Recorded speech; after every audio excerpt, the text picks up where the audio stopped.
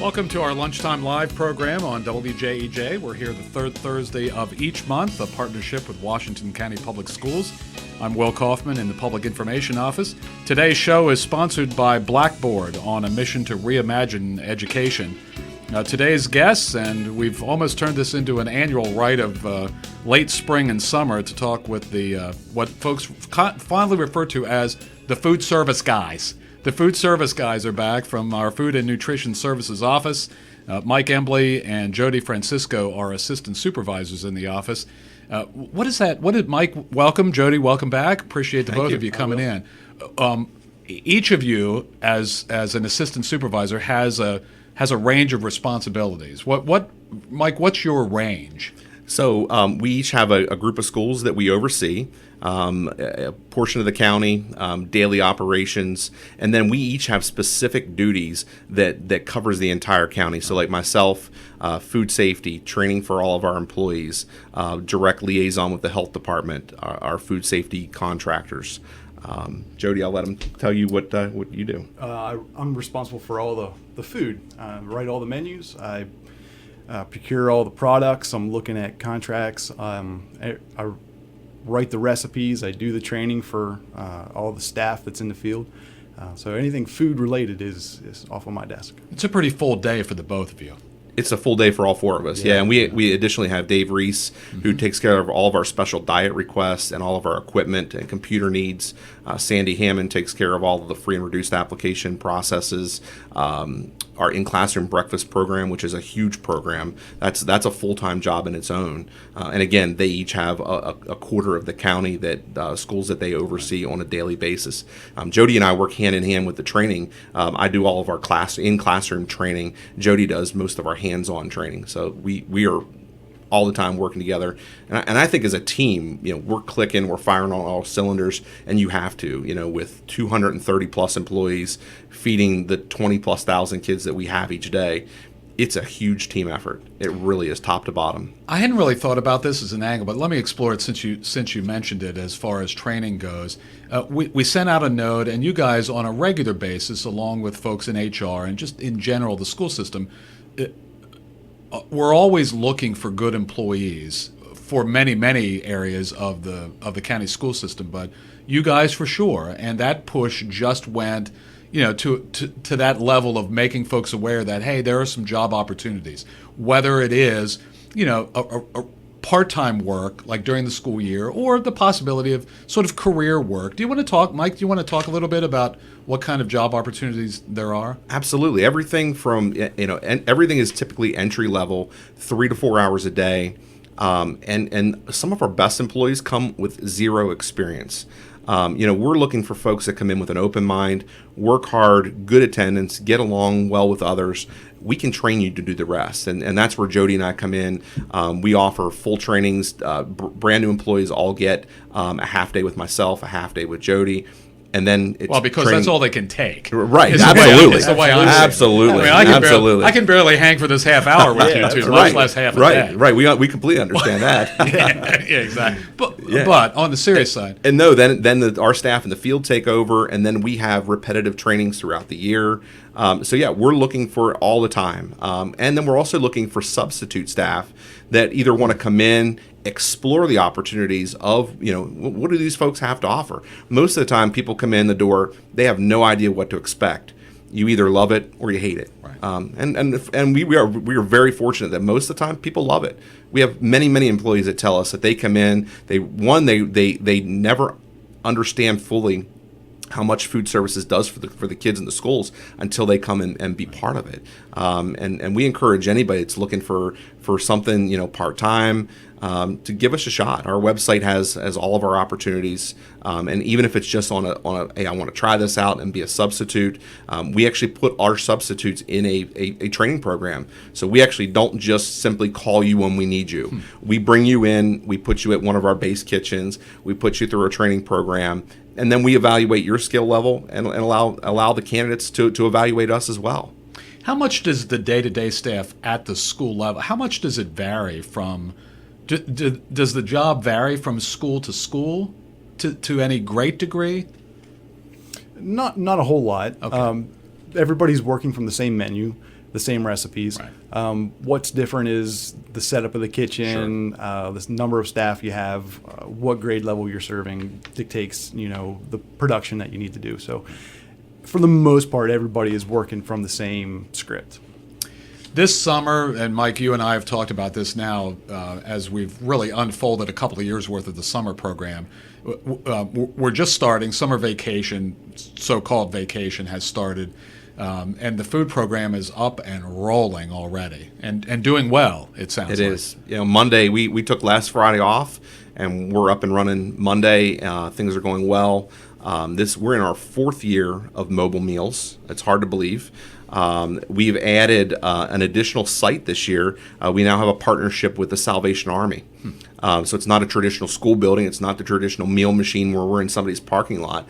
And we chose, with Winter Street closing, they were always an open site for our students. We needed something in that neighborhood. And one of our other challenges is typically we can only feed kids 18 and under. And that's a federal regulation. So the partnership with Salvation Army came about. They can feed the adults, and they don't always have kid-friendly meals. They might have stuffed peppers that the kids may not care for. So we can provide the kid-friendly meal. The adult, their parents can also eat with them. If the kids are still hungry, they can actually eat food additionally from the Salvation Army, whereas our provision only allows 1 meal per day for the child. And we also added Elgin Station as a meal machine site, and that's going well. It's a playground, lots of shade. We started there on Monday as well. What is, for the unwashed, what is the meal machine? The meal machine is whether it's we had 3 years ago, we were fortunate to get a grant that we converted a UPS type of truck, a step van, into a fully mobile kitchen to serve. That serves the Otterbein Church site and Cortland Manor. And then we got a little more creative because it took a lot of funds, and that grant was a one-time deal. So we got creative and we used some smaller grant monies to convert our vans that we already had, put some awnings on them, put some graphics on them, bought some coolers and some mobile equipment, turned them into a meal machine. So the meal machine adage is bringing the fuel to you. So it's bringing the food to the kids in the neighborhoods that need it most, that may not have the transportation or the means to get to one of our other school building sites. It's been a great program. Right. How does it work? I mean, truly practically on the day, how many sites?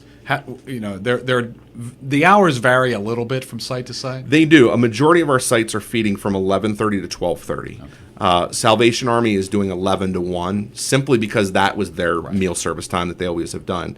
The Cortland and Otterbein sites, because they share a truck, we do Cortland Manor from 11 to 11:45, and then we drive down to the Otterbein Church from 12:15 to 1. And that works out really well. And it's free. Completely free, no questions asked, 18 and under. Doesn't matter, where you're from. You show up and we serve you a meal. Right. And the meals. What are the meals? Oh, Jody writes the menu. Well, is that Jody writes the menu even for I that? tell you what, He's it's food all the time. Nonstop at your desk. Man. Absolutely, I write all the menus. So we run a cycle menu in the summer, just like we do in the school. It's a smaller menu, but we try to keep things to the kids' favorites, burgers and chicken patties, the favorites like that. And we need to keep it simple as well for labor purposes and just to get it for me ease of getting the food to the location. So that it has to be products that we can transport and they hold up well. So. Do you? And I'll ask you this every time you come, probably in the hallway, passing every now and then. How, for whatever the term would be, how creative can you be? Do you ever get that wild hair where let's see if this. Does anybody in the office ever hear you say, "Let's see if this flies"? Usually a couple times a week. I was thinking every day. Yeah. It's usually a couple times a week. I like to really be creative. I work with a staff and with team members and our supervisor, especially Jeff Prue. He really allows us to do our own thing. Mm-hmm. And when I have a crazy idea, I would shoot it past him. And to his credit, he has never said no outright. He's always said, okay, well, let's try it. Let's think it through and let's come up with a plan. And if it doesn't work, it doesn't work. But at least we're trying, because the ultimate goal is to add meal counts to the overall numbers of the day. Meal counts equal a lot of things in our world, and revenue and hours for labor and things like that. So we need to build those numbers any way we can, and to try and make lunch exciting for the kids. We have them, 9 months of the year, 5 days a week. They're there. So, if you go to a restaurant, how many times do you go to a restaurant for 9 months, 5 days a week? That's kind of the mentality that's there. So I want to make things exciting. I want to have them having new things. So I try to be creative a little bit. If you're just joining us, this is Lunchtime Live on WJEJ Radio. Our show today is sponsored by Blackboard, on a mission to reimagine education. I'm having a conversation with Mike Embly and Jody Francisco from our Food and Nutrition Services Office. Let me just follow that with one quick thought. What actually prompts the creativity?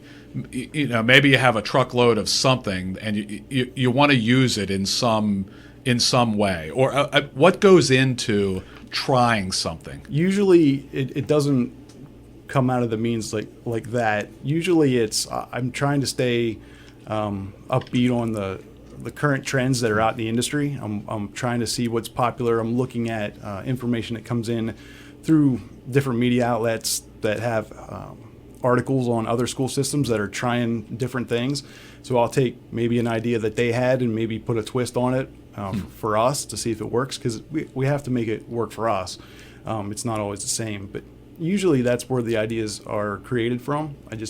I'm looking at what's happening out there, in the industry, and trying to capitalize on that. What challenges are there in doing that? Cost is one. Mm-hmm. Cost is always a big factor. Labor to do it, the training to do it, because a lot of the staff don't have the experience to do something like that. So it's always training, labor, getting the products in, sourcing the product that you need, equipment, making sure that you can do it with the equipment that you have, things like that. What have you taken off the menu in the past year? What whether anybody noticed or not, what didn't we see over this past year that had been on the menu before? Well, I wouldn't say, a dish that's been taken off. We have replaced and upgraded a lot of our products, like our chicken patties, our pizza, things like that. We've upgraded to better products, because in the past we had multiple brands of whatever of whatever product Sure. was on there. So you're dividing up your buying power, your purchasing power, through a couple of vendors, so you're not going to get the best pricing. So if you can take all of your purchases on one product, that are being spent over 3 or 4 vendors or manufacturers, you can combine those all into one, then hopefully you can give that manufacturer a lot more business. They can afford to give you better pricing. So doing that, we've been able to get better pricing, save money, and get better products. Well, was there any challenge in really going at a summer program those years ago, as far as working with vendors, having to add products, having to rework the purchase budget in order to accommodate the summer? Was that big a challenge? No, I think the biggest challenge in the summertime is most school systems shut down and aren't doing summer programs. So your U.S. Foods, where we get our supply from, they normally ramp down production and what they're able to supply. So it's that trick of making sure that they know we're going to need X number of cases of this product in the summertime. Jody does a great job at working with them directly at managing that, so that we know, and we've tweaked our systems to make sure we're getting it in plenty of time, so that we know we have the product when our programs start. But I think it really has been seamless. Right. Are we how do we prepare the food in the summer? Do we prepare at a site and then off it goes, or how does that? Multiple sites. Multiple sites. Yeah, okay. like the meal machine and playground program servicing all of the Boys and Girls Clubs, the YMCA, the local meal machines, all comes out of one central kitchen.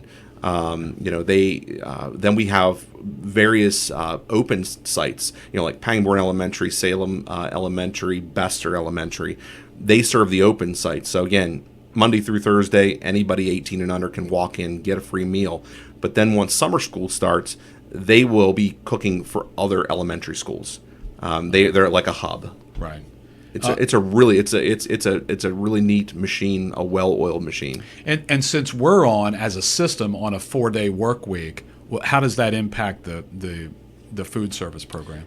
It really doesn't. The only thing we do is Northern Middle is open on Fridays to prepare food to go out to the meal machine sites, because we felt very strongly about not giving a 3-day break basically to those kids in true need. 3 days is a long time for some kids that may or may not have food resources over the weekend. And we had staff that were 150% on board, so we said, why not? We talk about this all the time in a much broader picture, and it's really not about, what's on the menu that day. It's not about how many dollars we made that day. The breakfast and lunch programs, whether during the school year or during the summer, have much more meaning to many, many families than just, the business of it, the budget of it, what we're having for lunch next Wednesday. It's a much bigger picture and very, very important to the community. It is. And I'll tell you, I've been in this business now for 16 years. Up until, I came to Washington County, July will be 5 years. My first summer, I encountered 2 kids, probably 4 or 5 years old, downtown. I was actually taking free meal signs to one of our sites. It was after hours, after our site had already closed, and they came around out around the building and said, "Oh, free food, great!" And I said, "Oh, we're closed. We already had lunch. It was," and they said, "Oh, we didn't get lunch," and they were unsupervised, and you could just tell. And they said, "We haven't had food in 2 days." Right. Needless to say, I got them food, but it was until then that it really started to click for me, because growing up, I never had to worry about food. Right. And then, really learning that the true need that is out there, that for some, they don't know where their next meal is coming from. Right. And that inspires all of us in the office to continue to work hard, grow these programs, and make sure that we're covering that need. The hours and locations vary. Where can folks get sort of the master list of where the opportunities are? We have it on our website. Right. We've provided flyers. There's flyers distributed throughout the county. They can come to our central office and pick up a flyer. I know the Herald Mail just posted our schedule again yesterday, or in today's paper, calling our offices. We try to make it as readily available as possible. And all of a sudden, there are extra incentives. There are extra sort of promotional angles to it. I'm seeing the Oriole Bird at all of us. The surprises now are just cropping up. It was a great day yesterday, if you can tell. Jody and I were both there. It was like, we were as excited as the kids, but it was great. It was truly, seeing the smiles on those kids' faces it was priceless. It makes you want to continue to work even harder to make sure you provide those things to the kids. Are we that entrenched in this program where part of it now is looking for some extra fun things to add to sites? That's like the value added. We had, and this started last year, the Authentic Community Theater. It's a group of kids that perform. The students at the sites, the sad part is their schedule is so tight they can only come once. The kids always are asking, when are they coming again? When are they coming again? We have the bookmobile, the mobile dental clinic. Actually comes out and does cleanings and extractions right in their RV in the parking lot. We have different other, the Otterbein Church is great. They do their own thing of, we have a group of pastors that come out and play different instruments for the kids, just any interactions with the kids. The other big one that's been huge is the surprise day. We have a surprise day where one day a week, every child that shows up will get something. Water bottle, a jump rope, a Frisbee. Kids love it. To some kids, you give them a 50-cent item, and it's like you gave them $1 million. Right. And it's great. When is the menu available on the day-to-day, or when they show, they're getting they're walking up and to some degree they're being surprised by what's being served that day, or is that you don't send that out in advance? We do. The meal machine ladies, as a matter of fact, I was at one today, and they were telling the kids, "Hey, tomorrow is pizza day." Okay. They were explaining to the kids what you're gonna. I guess I'm thinking in terms of the regular school year, when the next month, the next 3 months, those menus are readily available. No, it's not that intense in the summer, I assume. No, you just don't. We don't have the means to provide multiple choices to the kids. Right. And again, that's why Jody keeps it kid friendly. The favorites. To please the majority of the kids that come. And I don't think we've ever had any complaints. The kids that come are truly appreciative of what we're doing. Give me a couple of nifty things you've added this summer. Well, this summer I'm working on with a group of staff members. We're doing a project local, trying to capitalize on local harvesting during the summer. I'm working with a farm just in Pennsylvania to do tomatoes. We did a test pilot last year with various different vegetables to see if we could get them in and produce them in batches and large quantities for later on use in the school year. So this year our goal is to do 10 tons of tomatoes into sauce. 10 tons of tomatoes. It's only one or two. Yeah, it's about 91,000 servings, which equates to about 26 menu days. So it's not much. It sounds like a lot. Yeah, it really does. But ultimately, when you look at how many times we use a product like that and the number that we feed every day, 11 to 12,000 students every day we feed on a continual basis. So those servings go quick. So, yeah, it's a lot. We've made such a big push, not just in recent years, because this is a big agricultural area to begin with, but we've been much busier, much more creative about our partnerships with local growers in recent years, and I can't imagine that hasn't provided lots of value. Yeah, it's great for the local community, the local farms. The problem right now is a lot of the farms still don't look at the school system as a viable option for their products because they're harvesting at the peak of summer when we're closed, and that's the majority of our volume, which is why I want to start this program where I can capitalize on a handful of products that we use a lot of during the school year, and then I'm able to procure them at a lesser cost for the system, save a lot of money. This project alone is is projected to save about $8,000 to $9,000 in serving costs. So it's a big, if it comes out and it works well, it's a big savings. Do we have any storage challenge? Yes, absolutely. But I'm just thinking of like individual refrigerators and freezers all over the county with big vats of tomato sauce. Right. Well, we've worked with a warehouse downtown, Acela. They have large freezers there, and they distribute a lot of our government commodities to the schools that we need to do. So we store a lot of the product like that. The marinara sauce will be there. Right. Yeah. What else is going on in the summer? I mean, obviously, Jody, from your corner, you're preparing menus. Do you have what is anything set for August at this point? Yes. Really? The menu has to be set pretty much by May. That way, as we're leaving, coming down to the end of the last day of school, our managers have to be aware of what's on the menu the first day of school, so they can place their orders. We can make sure that all the product is coming in when we need to. So we're actually doing school orders on the last day of school. No kidding. Yeah. We usually work a couple months in advance because we're working on summer planning. March. We're already working on back to school plans. Fall.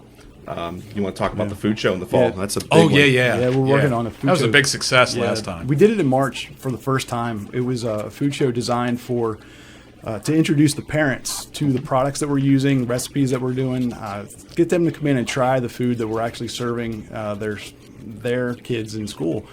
So we're moving it from March. We learned a lot from the first one, as you always do. So we're going to move it to November, which is a great time for us because it's not cold yet, or there's no snow days, hopefully, the beginning of November. And it's a great time of year because if there are products and recipes that we get a lot of really positive feedback on, we can then capitalize on that and put them on the menu coming back after Christmas break, which again the manufacturers really appreciate because they're getting their new products out in the system right away, and so it works really well to keep the menu new and exciting and fresh with those items as well. We got a lot of good feedback from March. from what I could tell. We did. It was a big day. It was a great day. What are you going to do differently? I mean, other than the timing, obviously. For the most part, nothing. Yeah. It's going to be just the way And that's a it good was. thing, because Right. it seems like the formula for the actual event, The formula worked out really, really well. What we need to just focus on some more is just a lot more marketing. Make sure that the parents know that it's there. We want them to bring their kids to the food show, because it's obviously they're eating the products during school. But we want the parents to be there with their kids, so they can talk to them about what's happening during the day. It's just a great concept. I mean, I hate to gush about it, but it really, really is. Because we can do it on behalf of technology. Schools have their open houses for many practical reasons, but also just, to get the parents in, to make sure they're aware of, how their children are being educated, how they, where they're going to play, where they're going to learn, all of that. Well, it goes I mean, along- eating is part of the day too. Yeah, it goes a long way to help change that perception of school food, where we're working hard every day to change that perception of, institution type food, where we're really not. It's modern recipes that we're doing, modern techniques, and the recipes are flavorful and tasteful. The products are great, and we want the parents to be aware of that. And do we make mistakes? Sure, but everybody does, and that's business. I've heard a little bit of and I don't know how strong it is, a little bit of a buzz over the last year or so about more people than just us, like school systems and local state officials, talking about how restrictive the federal guidelines and the nutritional guidelines have been. Are you guys aware of any potential easing of those, or any changes in that world? Because I know that ties your hands a little bit, or more than a little bit. Yeah, it does. There is talk about easing the next sodium level mandate, because it's pretty strict. However, we already in our recipes have already met that sodium level, and so we're doing really well. It's the level that's after that is going to be really, really hard to hit. Just with cooking regularly, just not even adding salt to food, the natural sodium in products is going to be difficult to even manage, and so that'll be really a huge challenge. Do you have do your teeth clench? I mean, when are the standards that restrictive? And I mean, we're not going to, this is not. I don't want to turn this into some rant on your part, but do you think we could reasonably roll back some of this, still provide incredibly nutritional meals for kids particularly? Yeah, I do.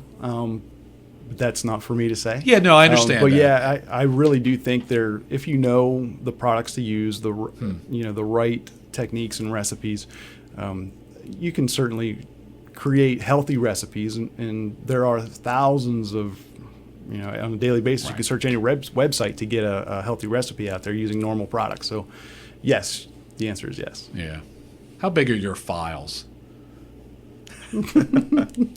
I mean, like the recipe files. That would be the most fascinating exercise to see what you got going on. Electronically, there's several hundred recipes Locked in a vault.